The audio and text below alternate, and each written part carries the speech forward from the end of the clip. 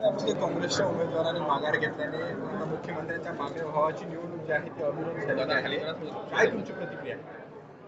मला असं वाटतं की देवेंद्र फडणवीस इथे दमदाटी करतायत, गुंडागिरी करतायत, होम मिनिस्टर आणि मुख्यमंत्री असण्याचा दुरुपयोग करतायत.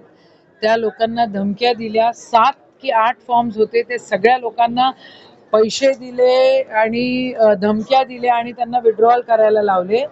यांचं पूर्ण लक्ष तिथल्या जमिनीवर आहे आणि ते लोक तिथे पूर्णपणे दुरुपयोग करून स्वतःचा जो काही आघात करायचा तो आघात करताय. मुख्यमंत्री देवेंद्र फडणवीस या महाराष्ट्राच्या इतिहासामध्ये सर्वात क्रूर मुख्यमंत्री म्हणून ओळखले जातील. ज्या हिशोबाने ते संविधानाचं तोडफोड करतायत ते अशोभनीय आहे. त्यांच्या प्रतिमेला बिलकुल ते शोभत नाही. संविधानाला त्या ठिकाणी तोडफोड करणं हे बिलकुल आम्हाला कोणालाच आवडत नाही. आणि फेअर इलेक्शन्स आपण म्हणतो आणि दमदाटी करतो याचं जिवंत उदाहरण आता तुम्हाला चिखलदऱ्यामध्ये दिसतंय. त्यांना भीती होती का त्यांचा बंधू कदाचित त्या ठिकाणी निवडून आला असता?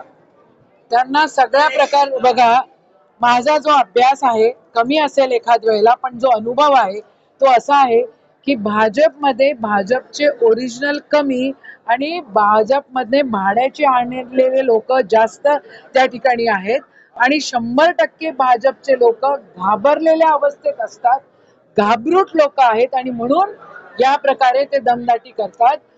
इथं कलोती 100% पडले असते आणि पडले असते तर मुख्यमंत्र्याच्या प्रतिमेला डाग लागला असता आणि म्हणून दमदाटी, म्हणून दादागिरी, म्हणून ब्लॅकमेलिंग आणि पैशाचा उपयोग सामदाम दंडभेद करून त्यांनी ते विड्रॉल घेतलेले आहे. रवी राणा यांनी मध्यस्थी केली आहे, मंत्र्यांनी रवी राणा यांना शुभेच्छा सुद्धा दिलेल्या आहेत. आहे की भाजप रवी राणाच्या आणि नवनीत राणाच्या खुट्याला त्यांनी बांधून ठेवलेली आहे.